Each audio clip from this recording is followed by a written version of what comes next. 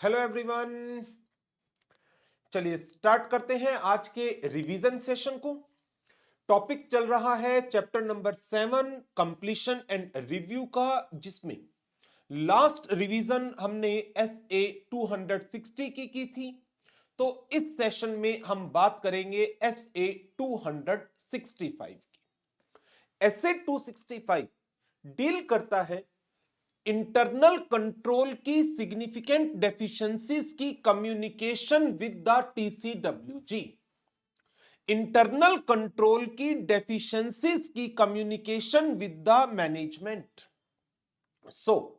दो वर्ड मैंने यूज किए हैं। एक वर्ड मैंने यूज किया deficiencies to be communicated to management, significant deficiencies to be communicated to management and TCWG। तो ये जो स्टैंडर्ड है ये इंटरनल कंट्रोल की डेफिशिएंसीज की बात करता है। डेफिशिएंसीज को दो कैटेगरी में क्लासिफाई किया गया है, एक जनरल डेफिशिएंसी और दूसरा सिग्निफिकेंट डेफिशिएंसी। यदि auditor during the course of audit with the performance of test of control identify करता है that deficiency in internal control exist करती है, तो उसे आइडेंटिफाई करना है क्या ये डेफिशिएंसी एक सिग्निफिकेंट डेफिशिएंसी है। यदि ये डेफिशिएंसी सिग्निफिकेंट डेफिशिएंसी है तो उसे इसको मैनेजमेंट एंड TCWG दोनों को बताना है। But if the auditor is of the opinion कि ये जो डेफिशिएंसी है ये सिग्निफिकेंट नहीं है, in that case that deficiency need only to be communicated to management. So, इस स्टैंडर्ड में हम सबसे पहले तो बात करेंगे डेफिशिएंसीज होती क्या है, फिर हम बात करेंगे एक डेफिशिएंसी को सिग्निफिकेंट डेफिशिएंसी कॉन्स्टिट्यूट करते वक्त ऑडिटर को कौन कौन से मैटर को कंसीडर करना चाहिए। देयर आफ्टर फिर हम बात करेंगे what are the indicators of significant deficiency. Thereafter, how to communicate the deficiencies with the management and TCWG, and communication का description डिटेल क्या क्या होगी। तो अगेन एक छोटा सा स्टैंडर्ड है बट इंपॉर्टेंट टॉपिक है। सबसे पहले बात कर लेते हैं what is the meaning of the term deficiency in internal control. Internal control में डेफिशिएंसी एग्जिस्ट करेगी यदि इंटरनल कंट्रोल जो रिक्वायर्ड था for the prevention, detection and correction of material misstatements in the financial statement वो missing है, that is absent. एक internal control जो होना चाहिए था वो एग्जिस्ट नहीं कर रहा, नॉन एग्जिस्टेंट इंटरनल कंट्रोल। या फिर इंटरनल कंट्रोल एग्जिस्ट करता है but it fails to prevent, detect and correct material misstatements on timely basis, that is ineffective internal control. तो इंटरनल कंट्रोल की डेफिशिएंसी में दो एस्पेक्ट आएंगे, एक non existent internal control and second one ineffective internal control. तो आपको सबसे पहले तो इसका मीनिंग ही याद रखना है। Deficiency in internal control, this exist when a control is designed, implemented or operated in such a manner that it is unable to prevent, detect and correct the misstatements in the financial statements on a timely basis।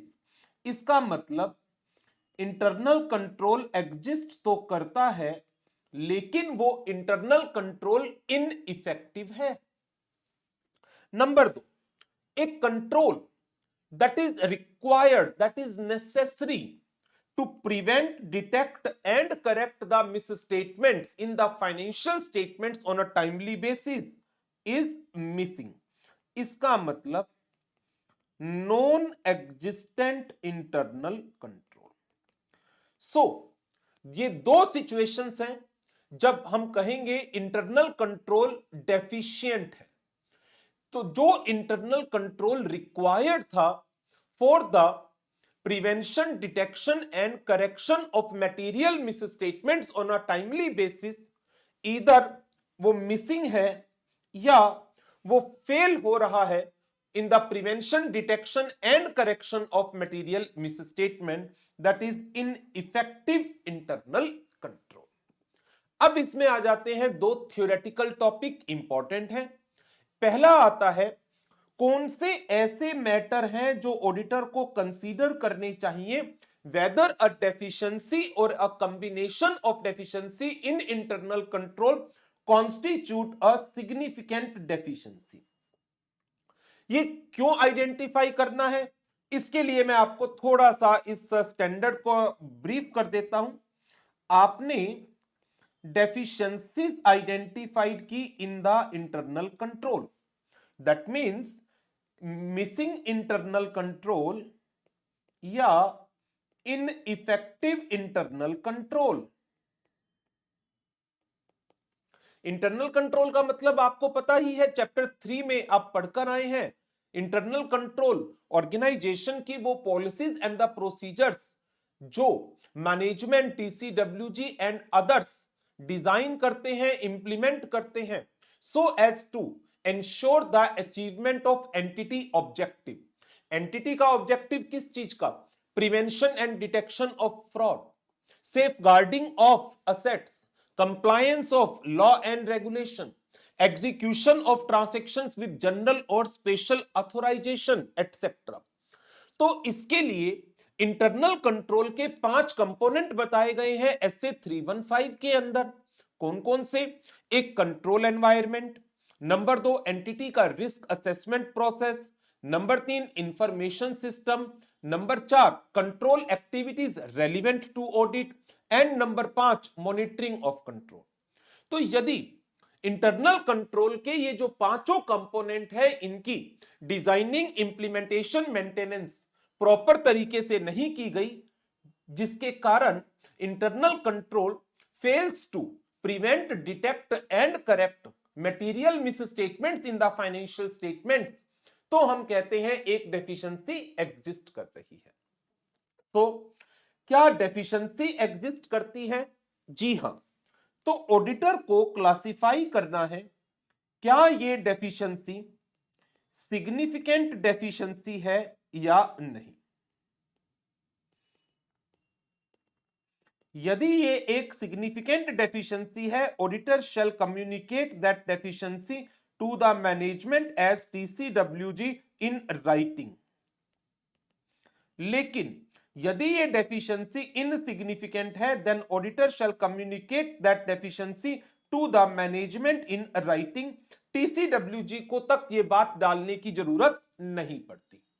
So as per the requirement of this standard हमें deficiencies को classify करना पड़ेगा whether the deficiency is a significant और not. तो auditor को कौन से matter consider करने चाहिए in determining whether a deficiency और a combination of certain deficiency constitute a significant deficiency और नॉट। फिर एक थ्योरेटिकल टॉपिक आएगा, what are the indicators of significant deficiency, important topic है। और फिर हमारा ये पूरा का पूरा प्रोसीजर चलता है, identification of deficiencies in internal control. Determine, पहले मैं आपको ये टॉपिक करा रहा हूं, determine whether on the basis of the audit work perform auditor has identified one और more deficiency in internal control. क्या एक या उससे ज्यादा कोई डेफिशिएंसी मिली? यदि हां, then auditor need to determine whether these deficiency either individually और इन एग्रीगेट विद अदर। अब डेफिशिएंसी क्या है इंटरनल कंट्रोल की? लाइक परचेज का इंटरनल कंट्रोल हम लेकर चल रहे हैं। Purchases are made without any store requisition from the store manager. Purchases are made without issuing a printed purchase order. Purchase orders are not serially numbered. तो जो चीजें आपको लगता है एक ऑर्गेनाइजेशन के ऑपरेशंस का पार्ट होनी चाहिए वो नहीं है, दैट मीन्स डेफिशिएंसी है। और यदि वो है वो इफेक्टिव नहीं है। जैसे पॉलिसी बनाई गई, कोई भी रॉ मटेरियल परचेज किया जाएगा, without checking the quality of the raw material उसे स्टोर्स में एंट्री नहीं दी जाएगी। लेकिन पॉलिसी बनाई गई है but quality control team is not trained enough to check the quality of raw material, तो एक डेफिशिएंसी एग्जिस्ट कर गई।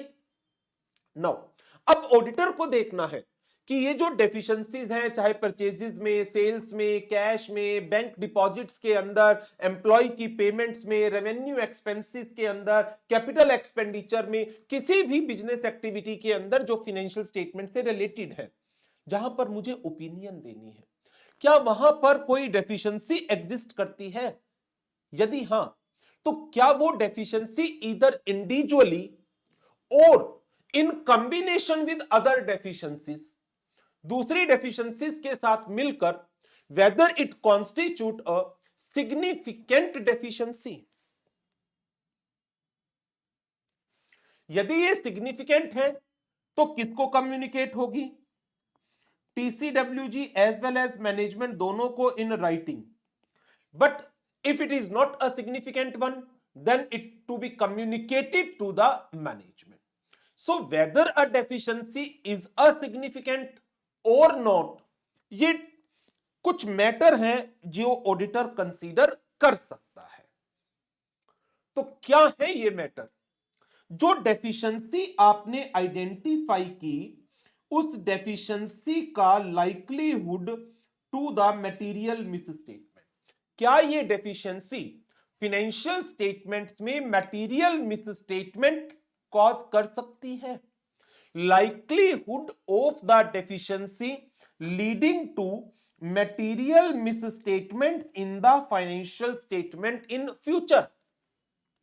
फॉर एग्जाम्पल, हमने कहा रॉ मटेरियल चेक नहीं किया जाता बाय क्वालिटी कंट्रोल टीम, तो क्या उससे मटेरियल मिसस्टेटमेंट फाइनेंशियल स्टेटमेंट्स में आएगी या नहीं आएगी?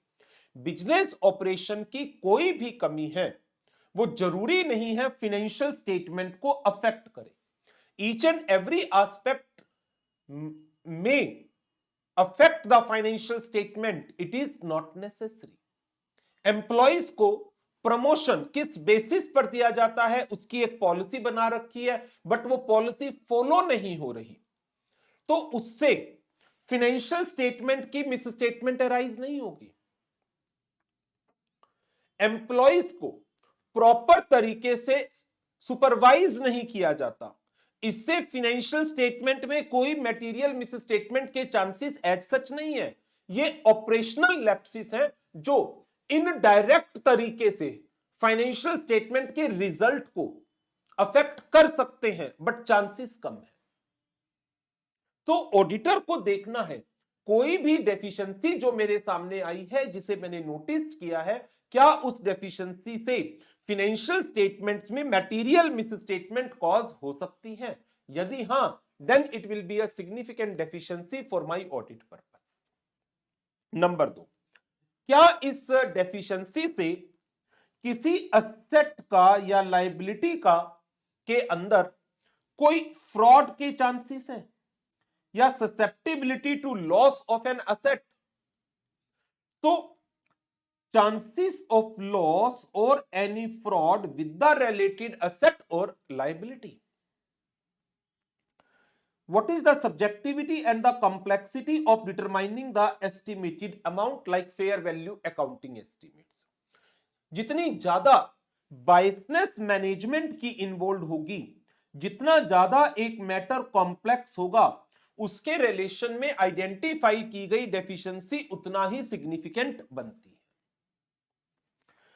Financial statement amount exposed to deficiencies, direct affect आ रहा है फाइनेंशियल स्टेटमेंट्स के अमाउंट्स पर। Volume of activity that has occurred or could occur in any account balance or class of transaction that is exposed to the deficiency.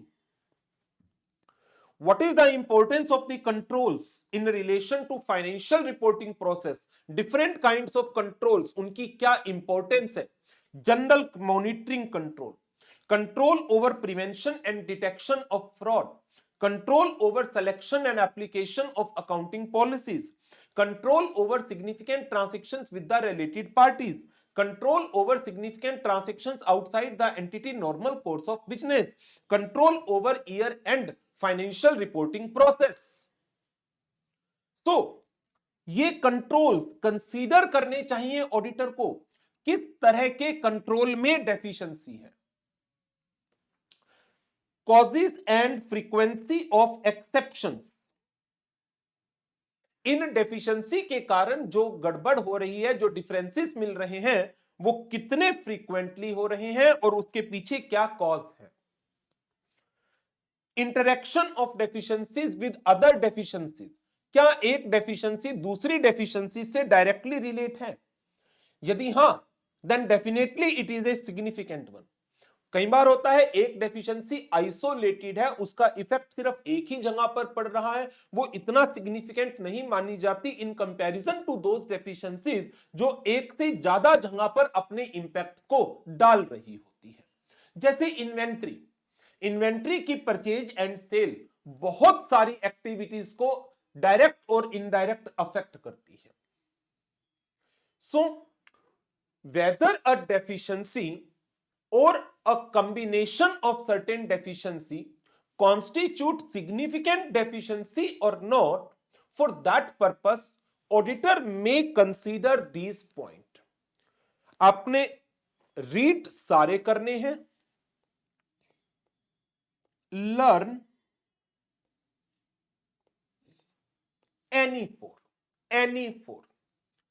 पहला point हमेशा याद रखिएगा, likelihood of deficiency leading to material misstatements in the financial statements in near future, एक। Number 2, susceptibility to loss or fraud of related asset and liabilities। दो point ये, एक point control का, importance of controls to financial reporting process like general monitoring control, control over selection and application of accounting policies, control over related party transactions, control over the transactions outside the entity course of business। तो general monitoring control, prevention and detection of fraud, selection and application of accounting policies, transactions with the related parties, दो तीन control याद रख लीजिएगा। एक last point, interaction of deficiency with other deficiencies in the internal control. तो यदि ये question आता है, शायद ये अभी पूछा गया है एमटीपी जुलाई 24 में। C.A. Sumit has been appointed as the statutory auditor of Core Limited. List out some matter that he may consider in determining whether a deficiency or a combination of deficiency constitute the significant deficiency। So, point number 1, likelihood of the deficiency leading to material misstatements in the financial statements in the future, susceptibility to loss or fraud of the related asset or liability, subjectivity and the complexity of determining the estimated amount, financial statement amount exposed to deficiency, volume of activity that has occurred or could occur in the account balance or class of transaction exposed to deficiencies, importance of the controls over general monitoring control, control over prevention and detection of fraud, selection and application of accounting policies, significant transactions with the related parties, significant transaction outside the entity normal course of business, control over year-end financial reporting process, cause and frequency of the exceptions, interaction of the deficiencies with other deficiencies। So, कौन कौन से point आपको याद रखने हैं? Point number 1, point number 2, point number 6, point number 7, point number 8। MTP जुलाई 24 में आया है ये क्वेश्चन और seems to be an important one. Repeat हो सकता है एग्जाम के अंदर। नेक्स्ट टॉपिक पर चलते हैं, इंडिकेटर्स ऑफ सिग्निफिकेंट डेफिशिएंसी। ये तो थे वो मैटर जो मुझे कंसीडर करने चाहिए to determine whether a deficiency is a significant one और नॉट।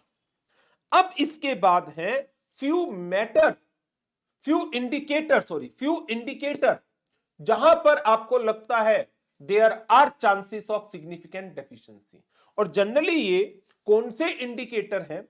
जो इंटरनल कंट्रोल के जो कंपोनेंट होते हैं हमारे 5, कौन कौन से याद आ रहे हैं? As per S A 315 chapter number 3 में पढ़े थे। कौन कौन से?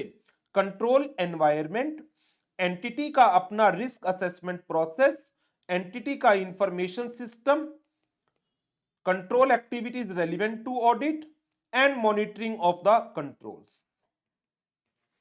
तो यदि इन इंटरनल कंट्रोल के कंपोनेंट्स में किसी भी तरह की कोई कमी है या ये कंपोनेंट एग्जिस्ट ही नहीं करते, then there are chances of having a significant deficiencies in the internal control.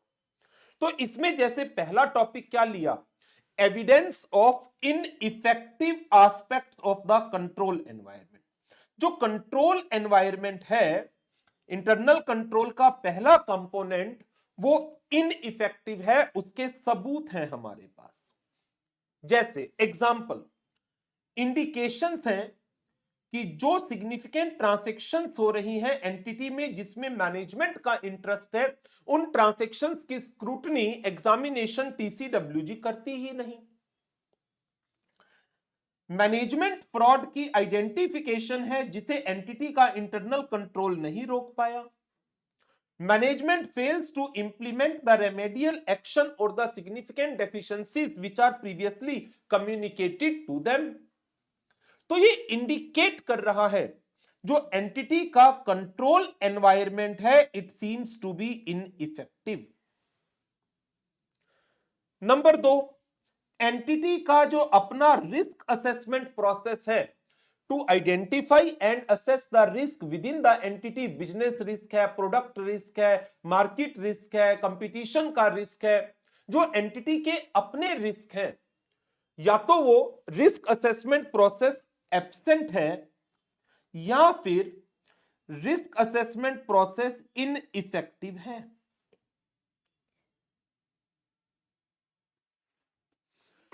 Evidence है आपके पास किन चीजों के? इनइफेक्टिव रिस्पॉन्स किनके ऊपर? Identified significant risk. तो जो रिस्क आइडेंटिफाई किए गए उनके ऊपर इनइफेक्टिव रिस्पॉन्स। ये जो तीनों पॉइंट हैं, ये तीनों के तीनों पॉइंट इंटरनल कंट्रोल के दूसरे कंपोनेंट से रिलेटेड है। नंबर 1, आपने रिस्क असेसमेंट प्रोसेस इंप्लीमेंट ही नहीं किया, है ही नहीं। आपके यहां रिस्क असेसमेंट प्रोसेस है लेकिन इनइफेक्टिव है। आपके यहां रिस्क असेसमेंट प्रोसेस है, इफेक्टिव भी है, आप रिस्क आइडेंटिफाई भी करते हैं, लेकिन आइडेंटिफाई करने के बाद फाइल में कागज पे लिख के बंद करके रख देते हो। अरे क्या फायदा, क्या फायदा?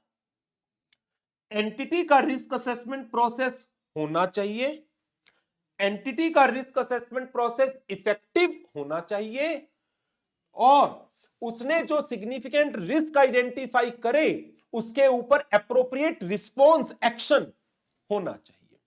लेकिन एंटिटी का रिस्क असेसमेंट प्रोसेस एब्सेंट है। Number 2, risk assessment process exist करता है लेकिन वो इनइफेक्टिव है।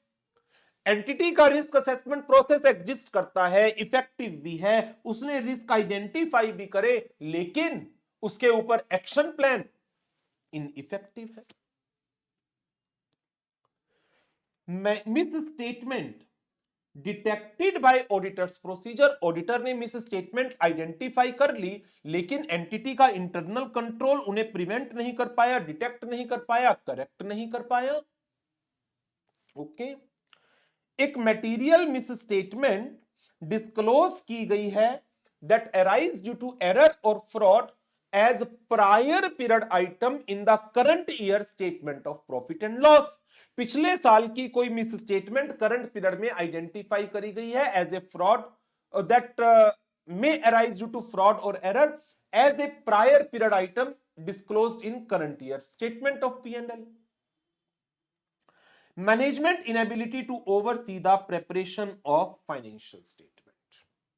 So, ये टॉपिक भी इंपॉर्टेंट टॉपिक है, शायद कभी आया नहीं है, हाँ आया नहीं है ये।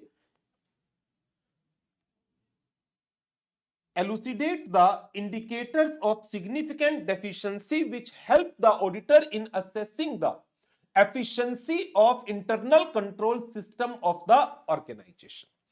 पहला, आपके पास एविडेंस है ineffective aspect of the control environment, आपके पास एविडेंस है ineffective entity risk assessment process के, आपके पास एविडेंस है ineffective response to identified significant risk, आपके पास एविडेंस है management inability to oversee the financial reporting process.